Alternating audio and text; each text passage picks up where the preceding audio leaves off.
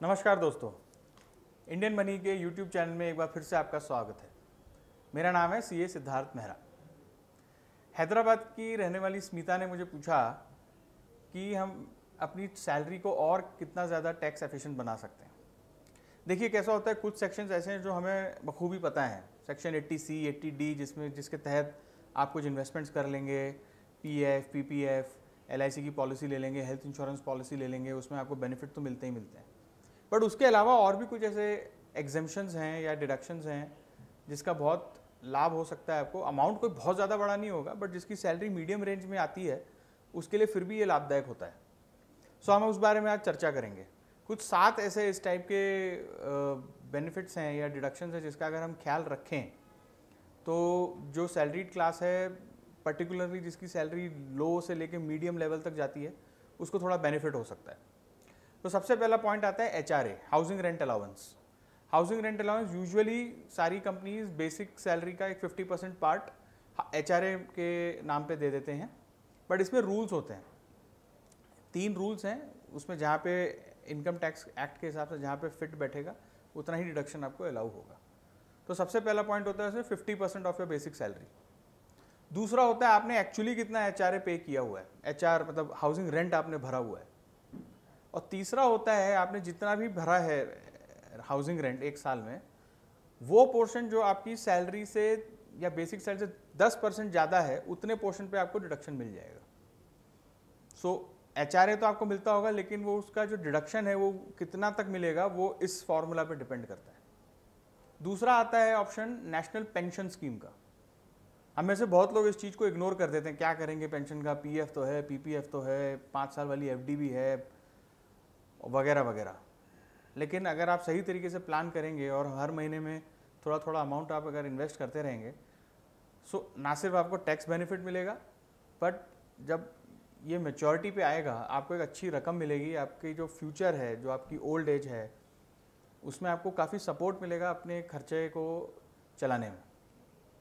तीसरा होता है लीव ट्रैवल अलाउंस। हम में से सब लोग जो नौकरी पेशा लोग हैं छुट्टी पे जाते हैं, कहीं ना कहीं जाते हैं।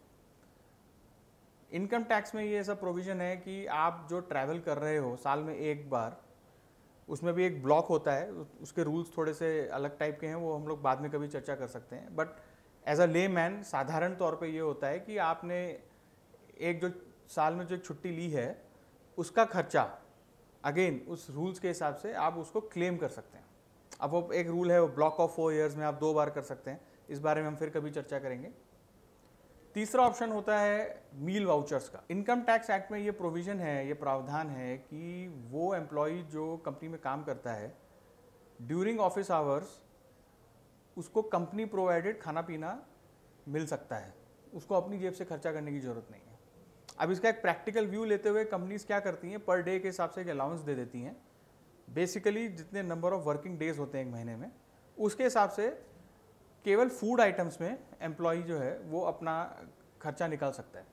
100 रुपये के हिसाब से होता है। वो होटल में जाए या कोई फूड आइटम खरीदे, उसमें कोई दिक्कत नहीं है, लेकिन वो होना चाहिए सिर्फ फूड आइटम के लिए ही। पांचवा पॉइंट आता है यूनिफॉर्म अलाउंस का। हम में से सारे नौकरी पेशा लोग ऑफिस जाते हैं, कपड़े पहनते हैं। फैक्ट्रीज में लोग जाते हैं, प्लांट्स में, मिल्स में लोग जाते हैं, प्लांट्स में लोग जाते हैं, कपड़े पहनते हैं। वो कपड़े कब पहन रहे हैं, जब आप ऑफिस में जा रहे हैं, ऑफिस आवर्स में काम कर रहे हैं। इनकम टैक्स एक्ट में इसके लिए भी प्रावधान है। आप जो कपड़े ऑफिस में पहनेंगे उसको एक यूनिफॉर्म अलाउंस का कैटेगरी में डाल दिया जाता है। आप इसका अमाउंट बहुत छोटा होता है, 1000 रुपया महीना केवल। लेकिन क्या बुराई है उसमें। आप जो कपड़े, फॉर्मल कपड़े एक तरह से कह लीजिए, हमारे एक एग्जांपल ले लेते हैं, उन सब के आप बिल संभाल के रखिए। जो कपड़े आपने ऑफिस में आप पहनते हैं उसको आप रिएम्बर्समेंट के तौर पे ले सकते हैं, उसमें आपको इनकम टैक्स में बहुत बेनिफिट मिलेगा। छठा पॉइंट आता है पीरियोडिकल्स का। पीरियोडिकल्स क्या होता है, आप न्यूज़पेपर पढ़ते हो, मैगजीन पढ़ते हो, बिजनेस बुक्स पढ़ते हो, आपके जो काम वगैरह, जो आपका प्रोफाइल है ऑफिस में, या आप ऑफिस के लिए कुछ और काम करते हैं, उसमें आप बुक्स, ये सारी चीज़ें आपको लगती हैं, आप पढ़ते हैं। तो इनकम टैक्स एक्ट में अगेन देयर इज़ उसके लिए भी एक प्रोविज़न है। आप जो इस तरह की बुक्स या न्यूज़पेपर ये सब जो ले रहे हैं, ये भी आपको डिडक्शन दे सकता है। अमाउंट छोटा होता है लेकिन फिर भी 1000 रुपये से ज़्यादा नहीं होता है, लेकिन क्या बुराई है। जैसे कि मैंने अपने इस प्रोग्राम के स्टार्टिंग में बोला कि जिनकी लो और मीडियम लेवल सैलरी होती है उनको बहुत बेनिफिट होता है। 7वां पॉइंट आता है रीएम्बर्समेंट्स का।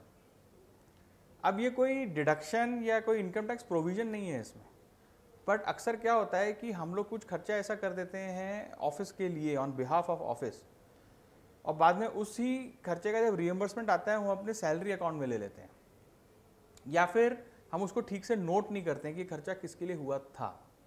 गवर्नमेंट की नज़रों में ये आपके लिए इनकम हो जाती है। तो अगर आपने इसके डॉक्यूमेंटेशन ठीक ठाक नहीं रखे हैं, आपने ठीक से इसको टैग नहीं किया है, आपको नोटिस आ सकता है जिसमें आपको ये एक्सप्लेन करना पड़ेगा कि ये चीज़ क्या है, क्योंकि गवर्नमेंट तो ये मान के चलेगी ये आपकी इनकम है। इसलिए ज़्यादातर कंपनीज में 2 टाइप के अकाउंट खोलते हैं जब आप एक कंपनी को ज्वाइन करते हैं। एक होता है सैलरी अकाउंट और एक होता है reimbursement account. Salary account normal आपका सेविंग्स बैंक अकाउंट होता है, और जो रीएम्बर्समेंट अकाउंट होता है वो एक करंट अकाउंट होता है। सो आपने जो भी खर्चा किया है कंपनी के बिहाफ में, कुछ भी हो सकता है, ट्रैवल, एंटरटेनमेंट, आप गेस्ट आ रहे हैं आपके ऑफिस में, आपको उनके साथ कहीं जाना पड़ रहा है, आपने कोई ऐसी चीज़ खरीदी है ऑफिस के लिए, ये सारे खर्चे आप रियम्बर्स करा सकते हैं और उस पैसे को आप उस करंट अकाउंट में लीजिए। मान लीजिए आपके पास वो करंट अकाउंट नहीं है रियम्बर्समेंट का, आपको अपनी सैलरी अकाउंट में ही लेना पड़ रहा है, ले सकते हैं, लेकिन आप बराबर से सारा डेटा संभाल के रखिए, हर चीज़ की नोटिंग करिए, उसको टैग करिए, ताकि कल को अगर आपको इनकम टैक्स से कोई इंक्वायरी आए तो आप उसको बहुत ईजिली एक्सप्लेन कर सकते हैं। अभी जितने भी मैंने आपको प्रोविजंस बताए, ये कोई भी कंपनी किसी एक व्यक्ति के लिए तो करेगी नहीं, आपकी कंपनी को ये फिलॉसफी को मानना होगा। अब वो बहुत सारी कंपनीज आजकल तो पहले से ही ये सारे उनके पास प्रोसेसेस होते हैं, ये सारे प्रोविजंस को वो लोग फॉलो करते हैं, लेकिन मान लीजिए किसी कंपनी में अगर ऐसा नहीं है तो आप लोगों को उस कंपनी में समझाना पड़ेगा, उसके एचआर के जो एम्प्लॉयज़ हैं और जो उनके सीनियर्स हैं, कि ये बेनिफिट्स आपको मिलेंगे अगर आप इन प्रोविजंस को इम्प्लीमेंट करते हैं। तो इससे सबका फ़ायदा होगा, सबका इनकम टैक्स बचेगा, और ये सब लीगल है, इसमें ऐसा कुछ नहीं है कि कोई हम इलीगल बात कर रहे हैं।